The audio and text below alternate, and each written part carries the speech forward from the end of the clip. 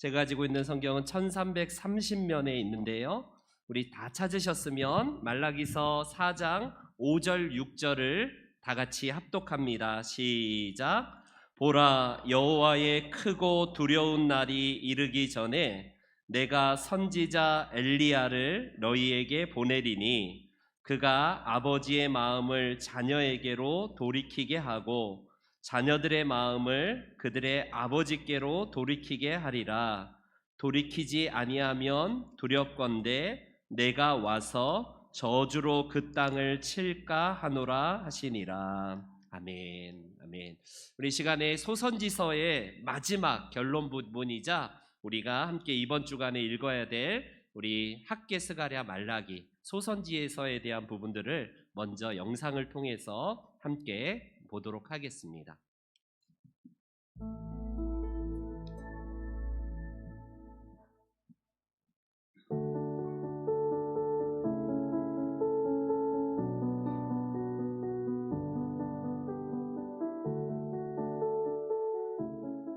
이번 영상은 리딩 지저스 4권 그 마지막 수업으로 호세아부터 말라기까지의 소선지서들을 살펴보며 구약성경 마지막에 위치한 12권의 선지서가 전하는 메시지를 함께 알아보도록 하겠습니다. 구약성경의 선지서는 크게 대선지서와 소선지서로 나뉩니다. 대선지서는 이사야, 예레미야, 에스겔, 다니엘을 가리키고 소선지서는 호세아, 요엘, 아모스, 오바댜, 요나, 미가, 나훔, 하박국, 스바냐, 학개, 스가랴, 말라기를 가리키죠. 이는 내용의 중요성이나 기록된 순서로 구분된 것이 아니라 각 책의 분량에 따른 구분으로 내용이 긴 책은 대선지서, 짧은 책은 소선지서로 분류한 것입니다. 소선지서에 속한 책은 총 12권이지만 하나의 두루마리에 기록되어 12선지서라고 불리며 한 권의 책으로 언급되기도 했습니다.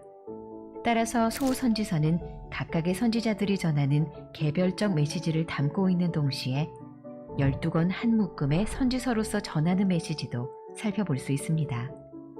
그렇다면 구약성경의 마지막을 장식하는 소선지서가 우리에게 전하는 메시지는 무엇일까요?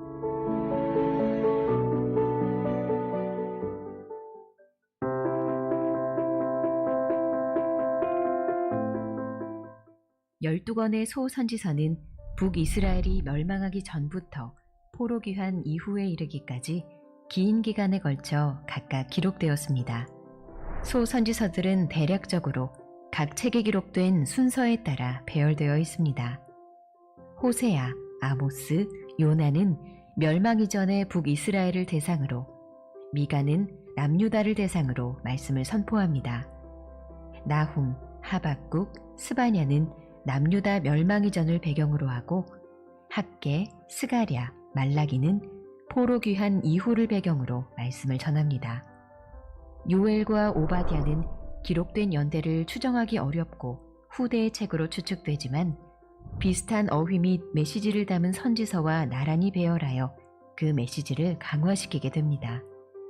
그러면 소선지서들은 각각 어떤 메시지를 전달할까요? 먼저 북이스라엘이 멸망하기 전 초기 소선지서들의 핵심 메시지는 회개를 요청하는 것입니다. 이스라엘과 유다가 회개했을 때 하나님께서 뜻을 돌이키실 것이라는 메시지를 전달한 것이죠. 멸망 이전 유다를 향한 선지자들의 메시지는 점점 확실히 임하게 될 심판을 선포하는 것으로 전환됩니다. 죄악으로 인해 유다의 심판의 때가 임했음을 알리는 것이죠. 이 정당한 심판 가운데 경건한 사람들은 어떻게 반응해야 하는지에 대해 하박국 선지자는 그 기준을 세워줍니다. 비록 무화과 나무가 무성하지 못하며 포도나무에 열매가 없으며 감람나무에 소출이 없으며 밭에 먹을 것이 없으며 우리의 양이 없으며 외양간에 소가 없을지라도 나는 여호와로 말미암아 즐거워하며 나의 구원의 하나님으로 말미암아 기뻐하리로다. 마지막 세 권의 선지서는 포로 귀환 이후를 배경으로 합니다. 이 책들은 이전 선지자들을 통해 주신 약속을 성취하기 위해 하나님께서 행하실 새로운 사역을 바라보게 합니다. 스가랴가 신약 성경 복음서에서 가장 많이 인용된 것은 바로 이런 메시지 때문입니다. 소선지서는 의도적으로 구약 성경의 대단원을 말라기 4장으로 장식합니다. 듣는 이로 하여금 엘리야와 같은 인물이 오기를 기다리며 하나님께서 이루실 궁극적 구원을 기대하게 합니다.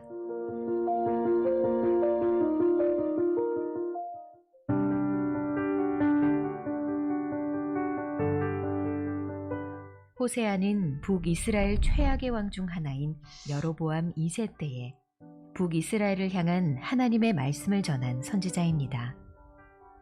호세아서의 전반부인 1장에서 3장은 하나님과 이스라엘의 관계를 상징적으로 보여주는 호세아 개인의 이야기를 들려줍니다. 후반부인 4장에서 14장은 심판이 임박했다는 경고와 함께 그럼에도 자기 백성을 포기하지 않으시는 하나님의 사랑과 미래에 대한 소망을 전해주죠. 호세아서의 전체 메시지를 이해하기 위해 1장을 간단히 살펴보겠습니다. 하나님은 호세아에게 고멜과 결혼하라고 명령하십니다. 반복해서 부정을 저지르는 고멜은 끊임없이 우상 숭배하는 이스라엘을 비유합니다. 그리고 호세아에게 그런 고멜을 되찾아 빚을 갚아주고 사랑으로 다시 받아주라고 명령하신 것은 하나님께서 부정한 이스라엘을 친히 견디신 것을 가리킵니다. 하나님께서는 호세아와 고멜 사이에서 난 새 자녀들에게 상징적인 이름을 부여하시고 이를 통해 이스라엘의 현재 모습과 앞으로의 일들을 예언하고자 하셨습니다. 이스르엘은 이스라엘 나라가 멸망할 것이라는 의미이고 로루하마는 긍휼이 없다, 로암미는 내 백성이 아니다라는 뜻을 담고 있죠. 이스라엘 사람들은 아수르에 의해 나라가 멸망한 후 포로로 끌려간 곳에 살면서 긍휼히 여김을 받지 못하는 것이 무엇인지 그리고 내 백성이 아니라는 것이 무엇인지 경험했을 것입니다. 호세아 1장 마지막 절에서는 장차 임할 하나님의 심판이 최종적인 것이 아님을 보여줍니다. 그러나 이스라엘 자손의 수가 바닷가에 모래같이 되어서 헤아릴 수도 없고 셀 수도 없을 것이며 전에 그들에게 이르기를 너희는 내 백성이 아니라 한 그곳에서 그들에게 이르기를 너희는 살아계신 하나님의 아들들이라 할 것이라.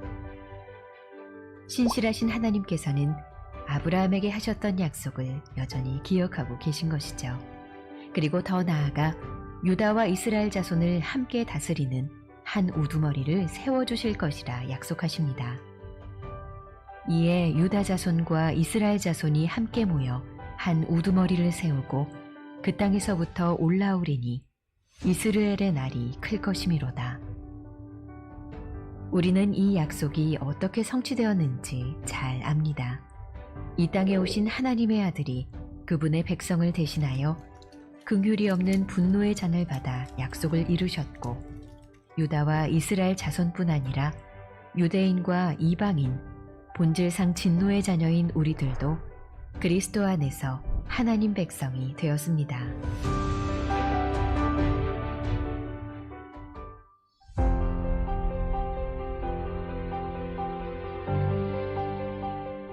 요나서는 뜻밖의 사람들에게 긍휼을 베푸시는 하나님과 자기 의에 빠진 고집스러운 선지자 요나에 대한 이야기입니다.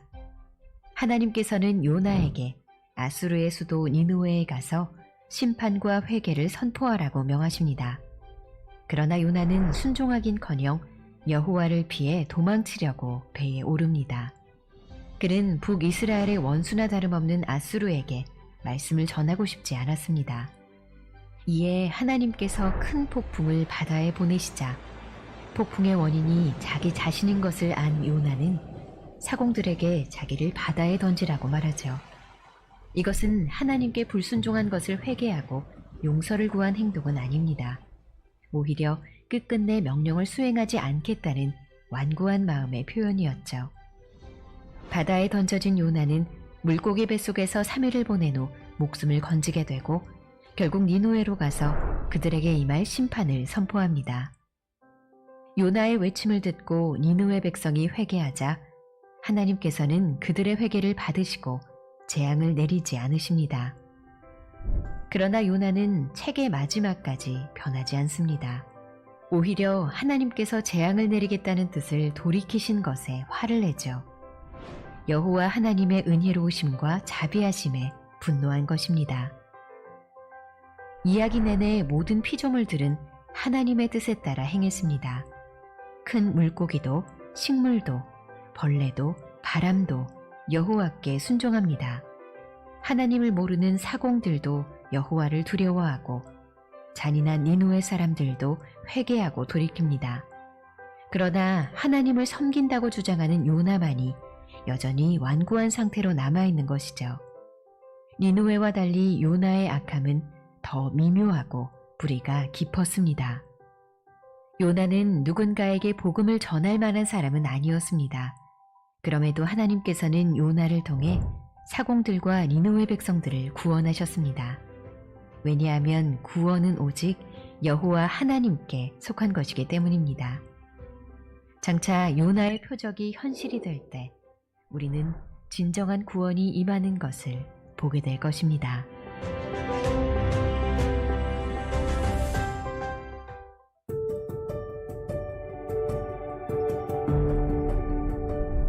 학개, 스가랴, 말라기는 포로 생활이 끝나고 귀환한 이후의 시기를 배경으로 합니다.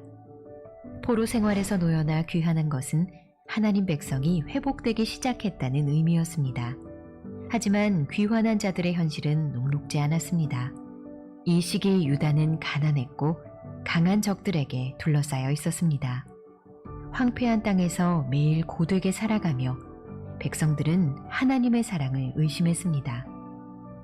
이런 이유에서 말라기는 자기 백성을 향한 여호와의 사랑을 재확인하면서 시작합니다.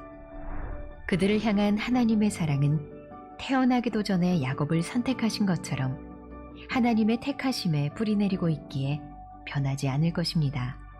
또한 황폐한 예루살렘으로 돌아와 성전과 성벽을 재건한 백성들은 약속된 영광의 때가 여전히 도래하지 않았다는 사실에 혼란스러워했습니다. 현실과 약속 사이에서 갈등과 소망을 동시에 품고 살아가는 것이죠. 구약 성경의 마지막 세 선지서는 이미와 아직 두 세계 사이를 살아가는 자들을 위한 것입니다. 불확실한 현재를 살아가는 하나님의 백성들이 장차 다가올 밝은 미래를 바라보고 소망을 품도록 하는 말씀이 있기 때문이죠.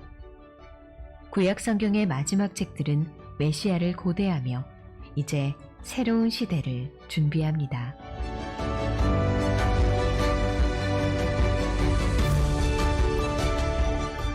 여기까지만 보겠습니다. 여기까지만.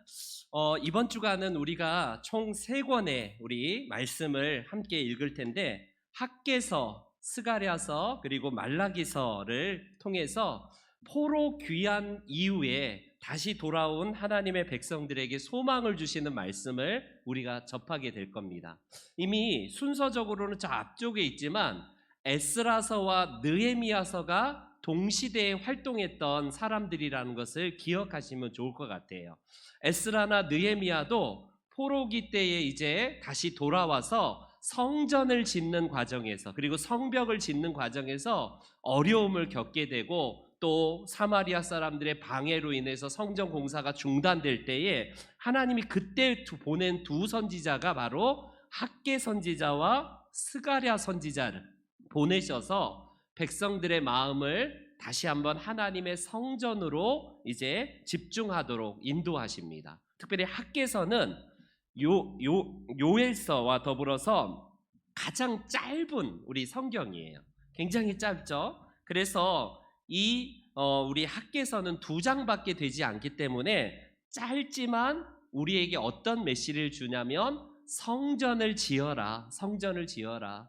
그래야지만이 너희들이 잃어버렸던 하나님의 마음을 다시 회복하게 될 것이다 라는 메시지와 더불어서 스가랴 선지자도 동시대에 이제 돌아와서 하나님의 메시지를 전하는데 외적인 성전이 학개 선지자의 이 집중적인 메시지였다면 스가랴 선지자는 성전을 지어라. 왜? 그 안에 메시아 되시는 장차 오실 그리스도의 나라가 임하실 것이다 라는 이 영적인 말씀을 하고 있습니다. 여러분, 스가랴서가 이 소선지서에서 가장 길어요. 14장이나 되어서 저 앞쪽 대선지서 쪽에 우리가 좀 배치를 하면 어땠을까 하는 그런 마음도 들 정도로 다니엘서와 더불어서 이 굉장히 긴 장을 할애하여서 스가랴서가 기록이 되는데, 여러분 이 짧은 14장에 걸쳐서 기록된 성경 중에 메시아 되시는 예수님에 관한 예언을 가장 많이 합니다. 스가랴서가. 그만큼 성전은 누구 중심이냐면 메시아 되시는 예수 그리스도께서 주인이 되어서 그곳에서 다시 언약의 백성들을 회복시키실 것이다 라는 메시지를 주는 말씀이 바로 스가랴서예요. 그리고 마지막 말라기서는요, 우리가 읽다가 이렇게 완악하고 뻔뻔할 수가 있을까 싶은 그런 이스라엘 백성들의 모습을 만나게 됩니다. 여러분, 포로 귀환에서 돌아오면 감격적으로 다시 우리가 하나님 잘 믿어야겠다, 이 정도 이렇게 생각되지 않겠습니까? 그런데 인간 본성은 잘 안 변해요. 이제는 좀 시간이 지나고 그 예전에 포로로 잡혀갔던 그 과거, 그리고 다시 돌아와서 성전과 성벽이 지어지니까 이제 이스라엘 백성들이 또 딴 마음을 품고 있다는 겁니다.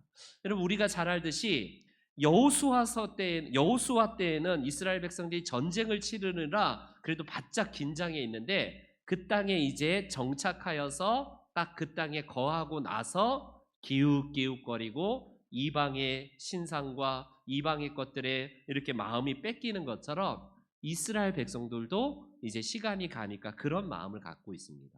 그래서 우리가 언제 그랬다는 거예요 라고 하면서 뻔뻔스럽게 하나님 앞에 완전히 양심에 화인 맞은 그런 모습을 보여주고 있습니다. 그래도 인류의 역사는 하나님께서 이끌어 가신다라는 메시지를 이 말라기 선지자를 통해서 우리들에게 주시는 말씀이에요. 그래서 총 4장에 걸쳐서 기록된 말씀을 우리가 함께 말라기서를 끝으로 우리 구약 성경은 이제 마무리가 됩니다. 이번 주간도 무더위가 조금은 남아있지만 말씀 묵상을 통해서 9월의 시작이 복된 하나님의 말씀으로 시작하시고 말씀 순종하여서 승리하시는 그런 귀한 시간들 되시기를 주의 이름으로 축원합니다. 아멘.